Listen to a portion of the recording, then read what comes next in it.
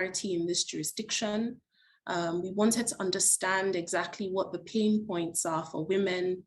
And so our survey serves as the basis of that discussion.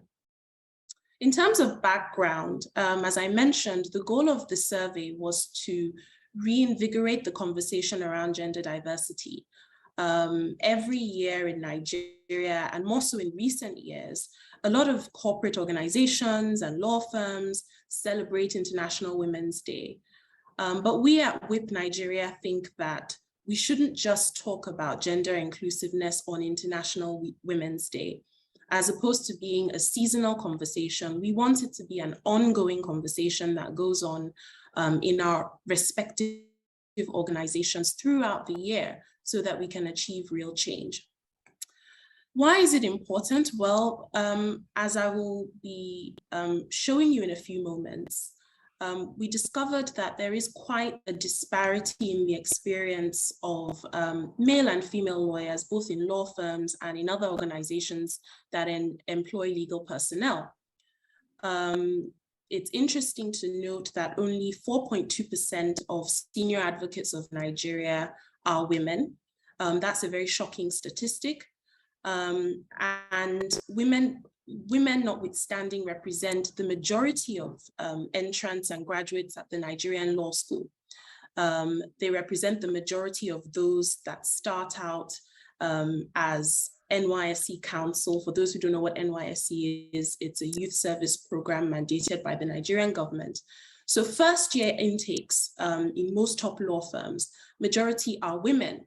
Yet as we climb up the corporate ladder in law firms and other organizations, we find that women seem to be tapering off. So the aims of our study were really, as I said, to ascertain what the challenges are. What are the barriers? Why is the top level, the management level, so thin on female representation? Why is advancement for women in legal positions seemingly harder than it is for men? Our study seeks to start the conversation, continue the conversation, and WIP is devoted to the cause of enabling and empowering female lawyers. So we thought it was a good place to start in championing that cause. Our survey was published in April 2022, and it was in circulation for 4 months. We were able to get responses from 128 women, all except one were lawyers, not just working in law firms, but as in-house counsel. And we had a very wide spread of lawyers in terms of post-qualification experience, number of years at the bar. Our survey questions sought to ascertain what the gender parity issues are, what the existence or otherwise of policies that engender gender inclusiveness are in their respective organizations, and what are the potential solutions to some of the issues that were identified. In terms of the methodology, our questions, which we'll see in a moment, were formulated based on research. So we asked ourselves what's been done in other jurisdictions. We didn't want to reinvent the wheel. We consulted papers published by the International Bar Association, by the renowned legal intelligence service provider, Leopard Solutions, and crafted questions that would really help us get to the heart of the issues encountered by female lawyers. The survey was disseminated across women-centric groups, such as the Women's Group of the Nigerian Bar Association, as well as the respective networks of WIP Steering Committee and Advisory Board members. We were deliberate in setting a broad criteria for respondents because we really wanted to understand what the pain points are for women in the legal profession, in all the corners of the legal profession. Not just law firms, not just at the mid-level, not just at the senior level. And we were quite successful in achieving that objective because almost half of our respondents fell within the 5 to 11 year post call to bar bracket, and about 20% in the 15 years plus bracket. and you can see in this pie chart what the core years of our respondents were. So our first set of questions were centered around women in management. We asked our respondents to comment on whether they felt there was adequate representation of women in the management bracket or the management band of their respective organizations. And a whopping 62.5% said that there wasn't, and they felt that women were not being promoted as much as their male counterparts. We then went on to ask whether their employers have gender diversity and inclusion policies or initiatives intended to foster gender parity in their organizations. And a whopping 3/4 of our respondents said that their organizations did not have such policies, or at least such policies were not being implemented. Only 1/4 were able to answer that in the affirmative. Our next set of questions was really to ascertain what the challenges are for women. Why is there such a slower rate of ascension up the corporate ladder for female lawyers? And you'll see here that the top 3 reasons were lack of work-life balance, unequal pay, and gender bias. It's interesting to note that only 1% of our respondents cited sexual harassment at the workplace as a reason why women encounter challenges in the legal profession. We are not sure that this statistic is truly representative because, as we know in Nigeria, most sexual harassment cases are not actually reported. But it's still instructive to know that work-life balance is the #1 reason why women are said to ascend slower in the legal profession. Next, we wanted to ascertain what the reason for female attrition is, similar to the previous question, but a little bit more direct. So why exactly are women leaving law? And interestingly, again, work-life balance came up. 92% or 21% rather of our respondents said that the lack of work-life balance was the #1 reason, followed by, interestingly, marriage. So our respondents felt that a woman's duties when she gets married is one of the reasons why she might decide to leave law. Employer insensitivity and gender bias were also some of the higher ranking reasons for female attrition in the legal profession. So we asked our respondents to comment on some of the recommendations they would make for addressing some of these issues. 56% of them maintained that there should be a conscious revamping of policies and even laws to accommodate the realities of female lawyers.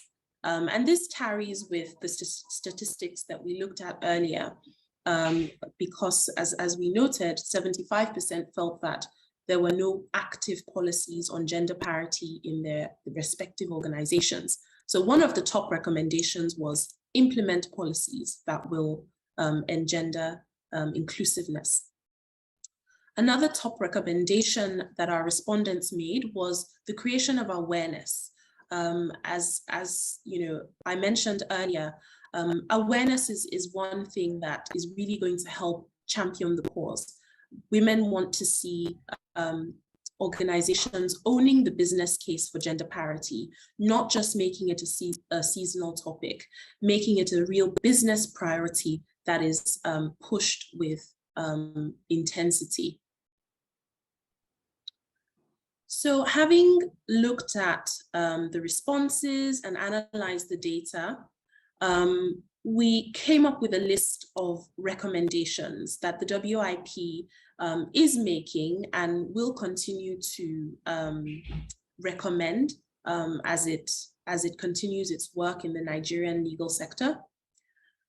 #1 is increased sensitization and enlightenment on gender balance issues. I've already discussed that, so I won't repeat myself there. Providing enabling systems and policies to drive gender diversity and inclusivity.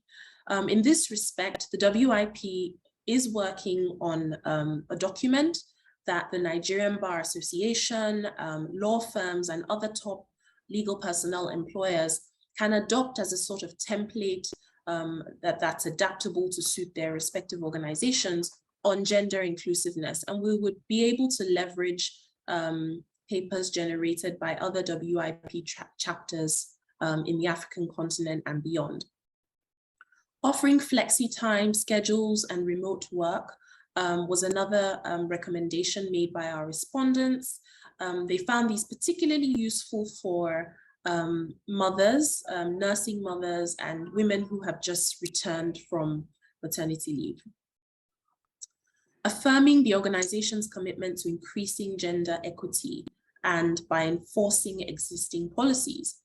So the context here is that for those who did find that there were policies in place, the question is, are they actually being implemented, or have they just been drafted to fulfill all righteousness? Creating an environment where female mentorship thrives. That was another recommendation that we picked up from our survey. So female mentorship studies have shown that organizations that encourage and actively pursue mentorship within their staff core are more successful in boosting team morale and the overall performance of staff. Providing resources to relieve pressure from family obligations. This was another recommendation made. And in this regard, our survey revealed that women want their organizations to listen to their individual needs and not adopt a one-size-fits-all approach to the gender inclusiveness conversation. Taking steps to ensure that female lawyers are equitably represented in leadership. I think we've discussed this to a large extent. This is about putting your money where your mouth is and actually implementing policies.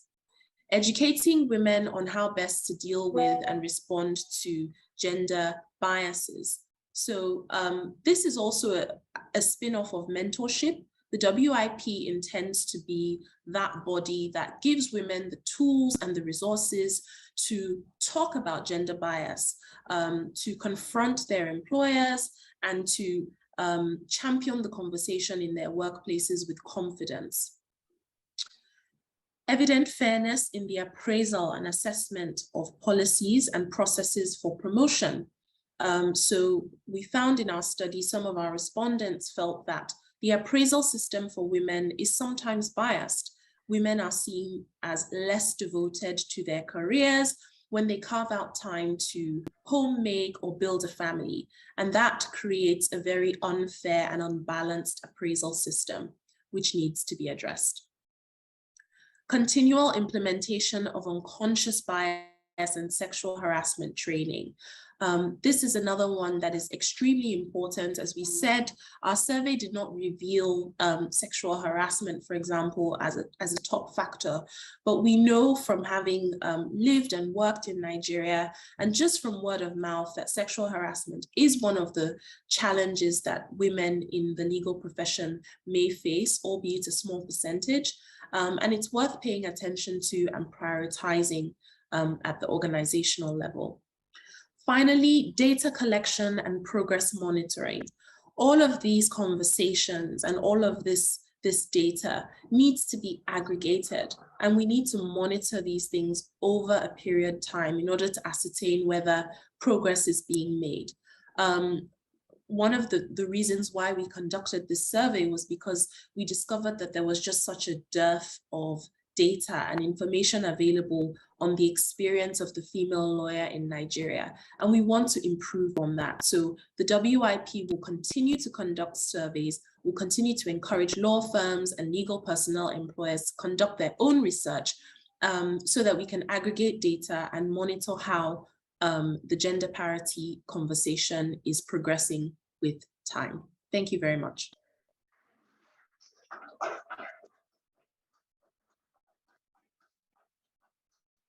Thank you very much, Tomilayo, for that. Well, I think that was a very useful project. One thing I took away, and I think the conversation that a lot of us also might have had, is just trying to understand, should we be pursuing work-life balance or should we be pursuing work-life integration? Some people think that work-life balance means that, your life and your work can exist separately. Whereas if you're trying to pursue work-life integration, you start from a point where you accept that work and life are interrelated. If you try to look at it from an integration perspective, it's then easier for you to try and see how you can harmonize your work life and your personal life and do as much as possible, as opposed to trying to separate. When I'm at work, I probably can't deal with my kids, I can't deal with domestic errands and stuff like that. So thank you, Tomilayo. I'm glad that we have some data supporting that. And then the idea of this conversation, of this report, is to spark conversations around what needs to be done, to address the reasons why women leave the law. Thank you again, Tomilayo. Thank you to the steering committee of the WIP Nigeria for embarking on this as the medium project. We would like to take a minute's break to set up for the next conversation, which is the panel discussion. Please stay online while we convene in a minute or two for the panel conversation. Thank you.